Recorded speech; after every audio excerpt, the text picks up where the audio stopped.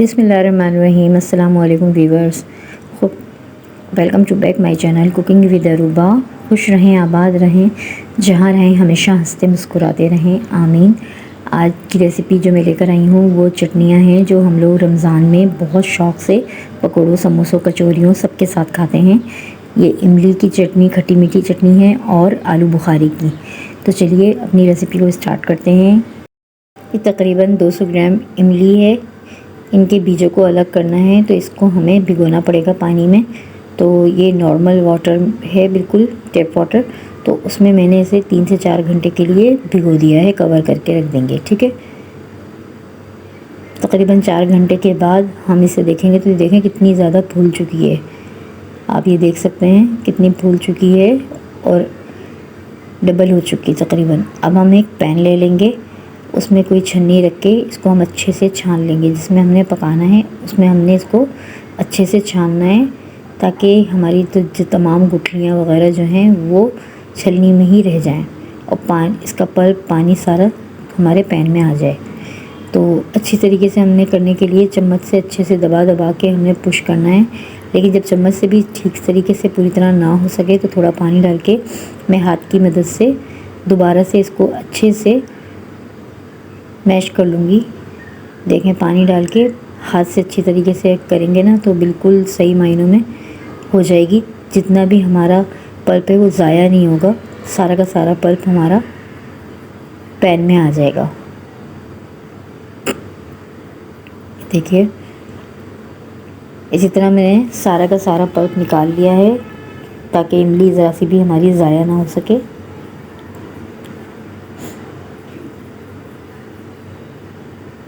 इसी तरह आपने सारी इमली को छान लेना है और इसका पानी खुश कर लेना। और पानी तकरीबन हमने इसमें 2 गिलास के बराबर ऐड कर दिया है, ठीक है। 2 गिलास तकरीबन सही रहेंगे, इससे ज़्यादा हमने नहीं ऐड करना। चलें, तो अब इसमें हम कुछ स्पाइसेस ऐड करते हैं। ये देखें, ये मैंने अदरक का और लहसुन का पाउडर 1 टीस्पून ऐड किया है। इसमें आप फ्रेश भी ऐड कर सकते हैं। ये नमक है 1/2 टीस्पून और काला नमक लिया मैंने 1/2 टीस्पून। हल्दी पाउडर लिया है 1/2 टीस्पून और ये पिसी हुई मिर्चें ली हैं 1/2 टीस्पून और 1 चम्मच मैंने काली मिर्ची ली हैं। और ये देखिए 1.5 कप के बराबर मैं इसमें चीनी ऐड कर रही हूँ।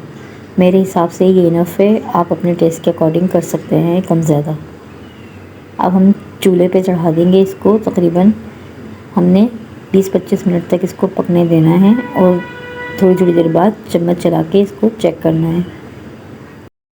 यकीन माने ये बहुत ही मज़ेदार चटनी बनके रेडी होती है और इसे आप 1 महीने के लिए स्टोर भी कर सकते हैं फ्रिज में।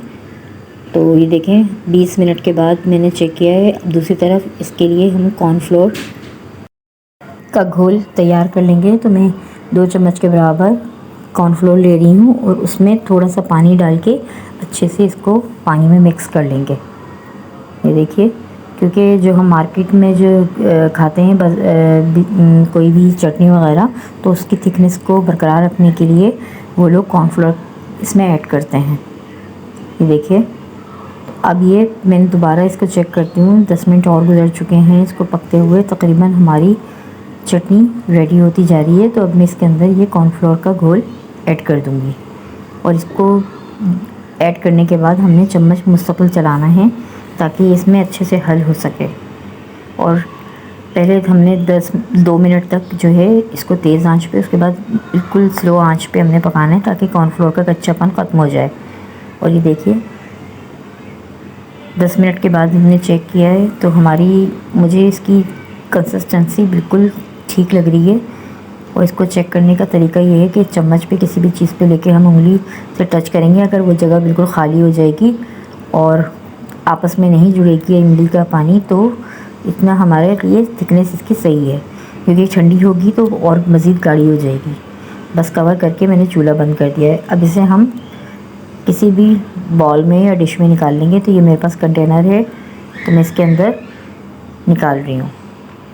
ये सारी चटनी इसमें ऐड कर लूँगी। देखें ठंडी होने के बाद ये कितनी गाढ़ी हो गई है, आप चेक कर सकते हैं इसकी थिकनेस कितनी बढ़ गई है। पर इसी पॉइंट पर हमारी खट्टी मीठी चटनी इमली की रेडी हो चुकी है। आप इसकी थिकनेस देख लीजिए और ये बना के ज़रूर चेक कीजिएगा, आपको यकीनन पसंद आएगी। ये देखें माशाल्लाह से। और ये कचौरियों के साथ, समोसों के साथ और पकौड़ों के साथ तो बहुत ही मज़े की लगती है। डेली भी बना के यूज़ कर सकते हैं। क्विकली खट्टी मीठी इमली की चटनी हमारी रेडी हो चुकी है माशाल्लाह से। आप इसको 1 महीने स्टोर करके खा सकते हैं फ्रिज में। चलिए अब दूसरी तरफ हम आलू बुखारे की चटनी रेडी कर लेते हैं। तो ये मैंने 150 ग्राम आलू बुखारे ले लिए हैं। ये बिल्कुल फ्रेश आलू बुखारे हैं जो गोल्डन होते हैं, ब्लैक आलू बुखारे नहीं लिए हैं। तो इसको हम 2 घंटे के लिए भिगो देंगे पानी में, बिल्कुल नॉर्मल टैप वाटर में मैं इसको भिगो रही हूँ। ये देखें 2 घंटे के लिए मैंने इसको कवर करके रख दिया है। अब 2 घंटे गुजर चुके हैं तो हम एक पैन ले लेंगे और ये देखें आप आलू बुखारे को देख सकते हैं कितने फूल चुके हैं, ये डबल हो चुके हैं। तो अब इस पैन के अंदर इसे हम डाल देंगे। पैन को मैंने हल्की आंच पे चढ़ा दिया है, ये देखें। ठीक है, अब इसमें कुछ स्पाइसेस हम ऐड कर लेंगे। 1 से 1.5 गिलास के बराबर ही मैं इसमें पानी ऐड कर रही हूँ। और ये इमली का पल्प है जो मैंने थोड़ी देर के लिए भिगो के रखी थी। मुझे इमली का पल्प के साथ ये बहुत ज़्यादा मज़े की लगती है, क्योंकि ये इमली का पल्प डालने से इसका टेस्ट और ज़्यादा इन्हेंस हो जाता है। तो आपकी मर्ज़ी है कि आप डालें या फिर वैसे ही बना लें, लेकिन मैं इसी तरह बनाती हूँ। अब इसको अच्छे से हम मिक्स कर लेंगे। अब स्पाइसेस डालते हैं। तो 1/2 चम्मच मैंने कुटी हुई मिर्चें ऐड की हैं, 1/2 चम्मच मैं इसमें हल्दी पाउडर ऐड कर रही हूँ, 1/2 चम्मच ही काली मिर्चों का पाउडर ऐड किया है और 1/2 चम्मच मैं इसके अंदर ज़ीरा पाउडर ऐड कर रही हूँ और 1/2 चम्मच चाट का मसाला। अब 1.5 कप के बराबर मैं इसमें चीनी ऐड कर रही हूँ। इसे भी हम अच्छे से मिक्स कर लेंगे। इसको हमने हल करना है अच्छे से, देखिए। और इसको हमने इतना पकाना है कि ये खुद ही गाढ़ी होना शुरू हो जाएगी। इसमें हमने कोई कॉर्नफ्लोर का ऐड नहीं करना। इसको हमने दरमियानी आंच पे रख के, पहले थोड़ा तेज़ आंच रखेंगे फिर दरमियानी आंच पे इसको पकाते रहना है और थोड़ी थोड़ी देर बाद चम्मच चला के चेक करना है। ये देखें। अब इसको महीने भर के लिए स्टोर करने के लिए सिरका मैंने 2 चम्मच के बराबर ऐड किया है इसमें, इससे ये ख़राब नहीं होगी। अब जब ये हमारी पक चुकेगी ना, तो कोई भी शरबत आप ले लें, जामे शीरी, रूह अफ़ज़ा, नौरस, कोई भी, तो वो हम इसके अंदर ऐड कर देंगे कलर के लिए।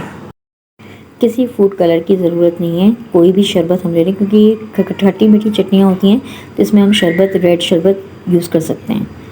तो आप अपने कलर के अकॉर्डिंग जितना कलर आपको पसंद हो उसी हिसाब से आप कर सकते हैं। तो ये मैंने अब चूल्हा बंद कर दिया है। अब इसे भी एक जार में निकाल लेंगे। ये देखें, आप इसकी थिकनेस भी चेक कर सकते हैं। माशाल्लाह बहुत मज़ेदार बन के रेडी हुई है। ये देखें, और इसका कलर भी कितना खूबसूरत लग रहा है। तो इसकी थिकनेस भी आप चेक कर सकते हैं। ये देखें कितनी इतनी जितनी हमें थिकनेस चाहिए, बिल्कुल परफेक्ट है ये। इसमें हमने कोई कॉर्नफ्लोर ऐड नहीं किया। और ये बहुत ही मज़ेदार समोसे, पकोड़े, कचौरियों के साथ आप खाएं, सर्व करें रमज़ानों के लिए। तो ये बहुत ही बेहतरीन रेसिपीज़ हैं। और वैसे भी आप नॉर्मल डे भी यूज़ कर सकते हैं, शाम में किसी भी वक्त टी टाइम स्नैक्स के साथ दोनों चटनियों को आप सर्व करके कर सकते हैं मेहमानों के आगे भी। तो अगर आपको रेसिपी देखने के बाद ज़रा सी भी पसंद आती हैं तो प्लीज़ लाइक कीजिए, शेयर कीजिए अपने दोस्तों और फैमिली मेम्बर्स में, और कमेंट में ज़रूर बताइएगा आपको आज की रेसिपीज़ कैसी लगी। उम्मीद करती हूँ ज़रूर पसंद आएंगी। तो अब मुझे इजाज़त दीजिए, दुआओं में याद रखिएगा, अपना बहुत सारा ख्याल रखिएगा। मिलती हूँ नेक्स्ट रेसिपी के साथ। अल्लाह हाफ़िज़।